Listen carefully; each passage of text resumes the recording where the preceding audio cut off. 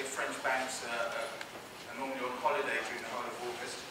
Also, that the topic of Sharia risk is one that hasn't really received a lot of coverage in the numerous Islamic conferences that are arranged throughout the year.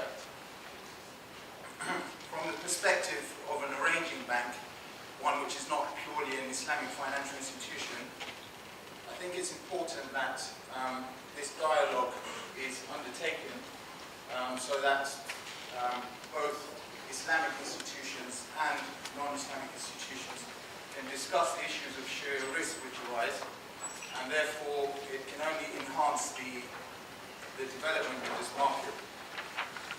What I'm going to do this morning is give you an insight into the Sharia risk that is assessed from our perspective, and I think it's an exclusive that you're going to get because it's a bit of an insider's perspective on things.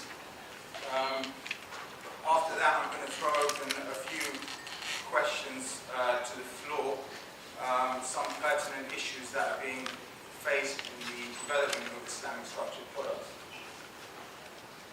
My focus today is supposed to be on structured products, but the issues that I will raise address most aspects of capital market instruments. Just a quick word on structured products first though. Structured products don't have a single uniform definition as such. Generally speaking, you can say that it can involve the packaging of certain products and solutions to match requirements of the investors. What's quite interesting to note is that the development of Islamic structured products has followed a similar trail to its conventional counterpart. Now, this shouldn't come as a huge shock to you because the instinctive demands of investors are pretty much the same across the spectrum. So they want some exposure to a risky asset. They typically want some capital protection. They obviously want some increased yield. So, in response to that, our platform at SocGen is a combination of our expertise on the structured product side, combined with external know-how from esteemed scholars on the Sharia side. And this combined expertise leads us to provide customized solutions for our clients. So, enough of the marketing pitch. I'm talking about Sharia risk. What do I mean when I say Sharia risk? For the purposes of this presentation, Sharia risk is going to be defined as the incremental risk that arises from selling an Islamic structured product compared to a conventional product which has a similar economic profile. Now, in order to be able to manage this risk, you need to be able to define the limits and the criteria of Sharia. The particularity of Sharia is that, to some extent, it is subject to interpretation and analysis.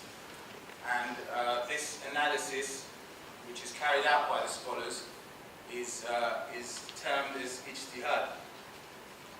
Now, ijtihad, I think, plays a very important role. Sharia cannot be stagnant, it has to be applicable to modern society.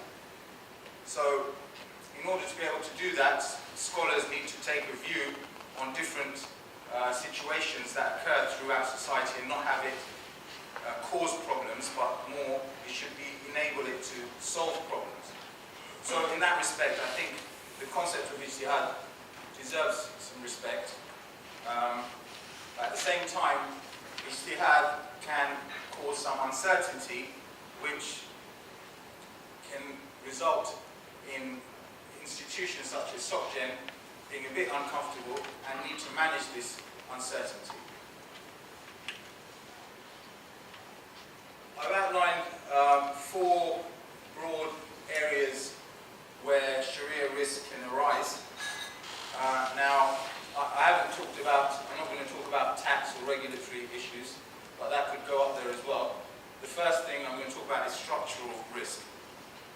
I've outlined 3 issues in terms of structural risk.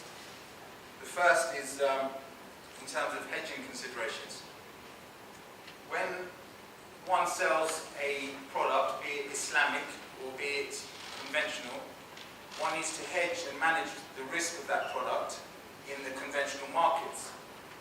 Now, if your product is a product which is Islamic and has some particularities which are not easily hedgeable in the market, you're going to either have to take that basis risk and carry it through the product, or you're going to have an increased cost in managing your risk.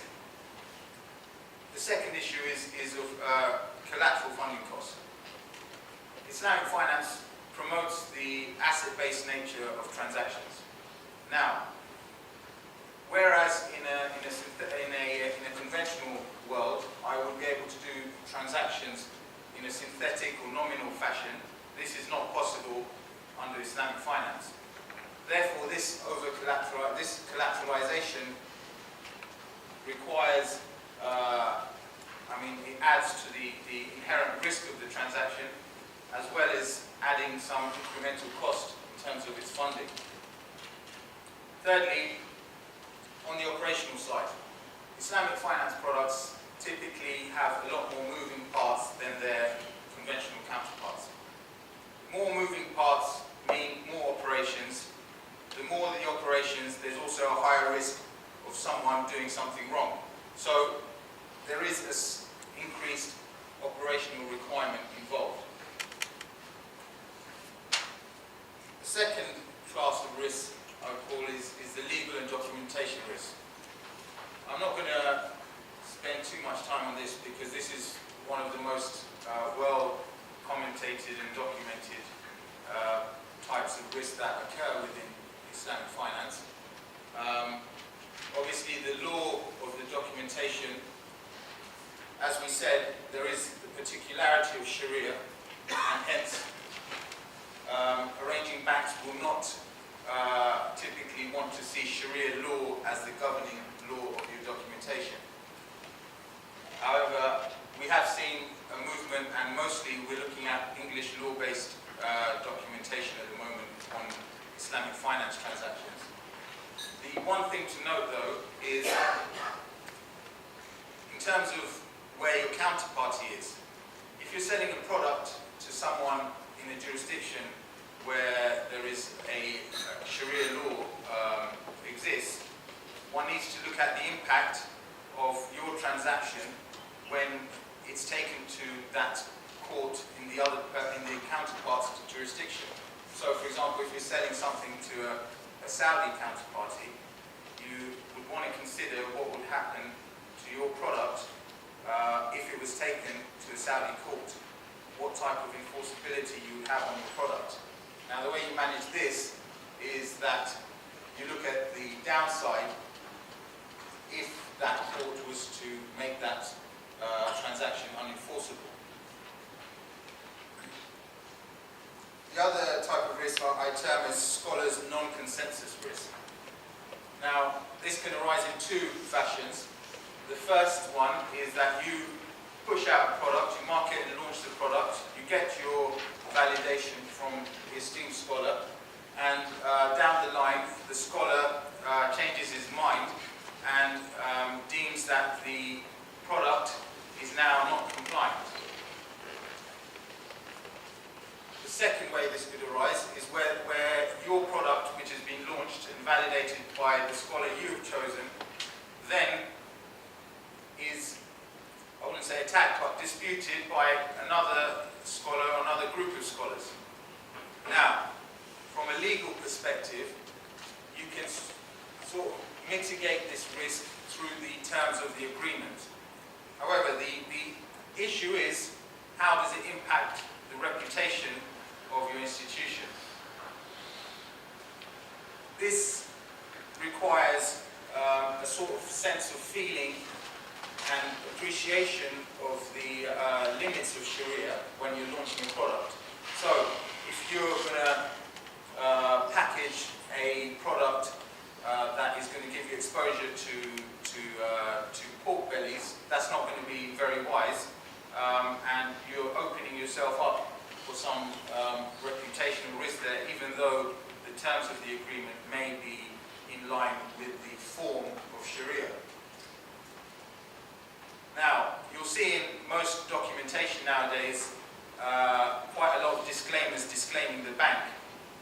However, as I said, the disclaimers can only work to some extent legally. Sure, they may give you substantial comfort, but ultimately the question is whether the bank is willing to take the added reputational risk that comes with it. I'm now going to move on to some practical issues which the Islamic finance market is facing vis-a-vis structured products. The first one is the use of tawarruk or organized tawarruk or commodity murabah or however you want to call it. I'm not going to open up the debate for commodity murabah right now. I'm sure you'll be glad to hear. However, what I wanted to note was that firstly, the use of commodity murabah is quite pervasive in the market. I think around 70 or 80% of the transactions are based on commodity murabah. Now, the OIC Fiqh Academy recently came out with statements with regards to organized tawarruk. I'm not sure I understood fully what they meant about this. However, not only on the money market side are these products, this transaction used, but also on the structured product side. So you have a bit of a conflicting interest here, because on the one side, the OIC Fiqh Academy is saying that organized tawarruk you should be careful about, and then at the same time, you have the IIFM who are making an effort to standardize commodity murabah in use of their master agreement for treasury placements. I think on this topic I would lean towards Sheikh Nizam Yaqubi's statements, which were that organized tawarruk can be useful and is not completely against the spirit of Islamic finance, as long as it's done in a way which is regulated. Now, in terms of the regulation, you have IIFM on the one side who are standardizing the documentation vis-a-vis the two principles, but what I think is missing is that on the commodity broker side, there's no regulation as far as I see it, or there's no auditing done in a standardized way. So, typically I have discussions with the scholars who say that your structure is based on commodity murabah. I would like to have a continual audit on the transaction. Now, to me that seems a little unfair, because commodity murabah is a sale transaction. Once the sale is done on day one, what you're left with is an obligation to pay someone something at a later date. Now, where is the auditing in that? I don't know. But what they could look at auditing is the way that the initial sale transaction is carried out at the level of the supplier and the purchaser. The other thing I wanted to note with regards to structured products right now is the increasing use of risk management instruments. I asked a scholar once what his view on this was, and he gave me a reply stating a narration where the Prophet, peace be upon him, was asked whether it's better to tie up one's camel or trust in Allah subhanahu wa ta'ala to keep it from running off. And the Prophet, peace be upon him, replied, tie up the camel and trust in Allah subhanahu wa ta'ala.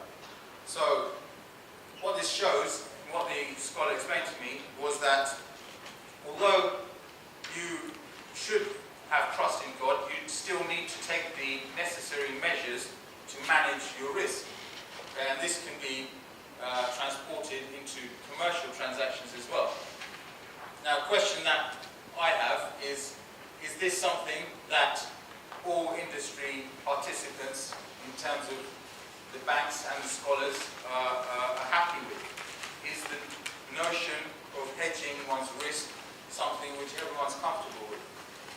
And if that's the case, then what's the view not only on market risks such as profit rates and FX, but what's the view on credit risk and other types of risk? To what extent can we to manage that risk? The other issue that arises, and I see that it's quite pertinent, is although you have the form of the transaction being verified to a very large degree in a lot of scrutiny, as you'll see at the bottom, that's a typical profit rate swap transaction compared to the similar economics of an interest rate swap above. That's all fine, but are the scholars and are the banks focusing their mind on the use of such transactions as opposed to just their form? So would issues such as over-speculation be looked at when trading these transactions, or would people just focus on the form of these transactions? I think there needs to be a lot more emphasis by the scholars as well to look at how these are used, and as the scholar that I spoke to told me, from a risk management perspective, there doesn't seem to be an issue.